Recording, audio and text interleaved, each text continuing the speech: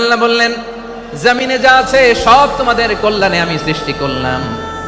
এরপরে আল্লাহ বললেন, আকাশেও যা আছে সব তোমাদের জন্য সৃষ্টি করলাম, তোমাদের অনুগত বানিয়ে দিলাম। পড়েন সুবহানাল্লাহ। মানুষের কি ব্রেইন দেখেন, মানুষ জমিন ছেড়ে আকাশে চলে যায়। পাখি দেখে মানুষের শখ হলো, পাখি যেহেতু উঠতে পারে আমরাও পারবো।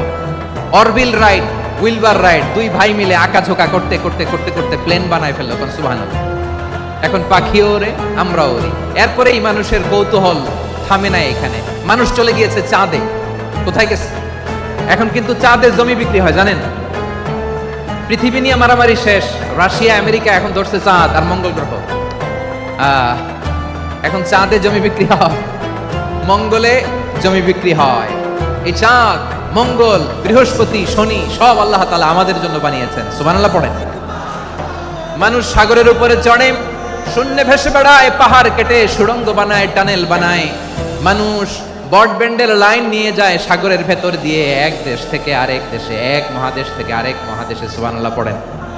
তার মানে গোটা বিশ্বের সবকিছুর উপরে control, superiority over all creatures, সবকিছুর উপর কন্ট্রোল, মনিটরিং, নিয়ন্ত্রণ, এটা প্রতিষ্ঠা করে দিয়েছে কে?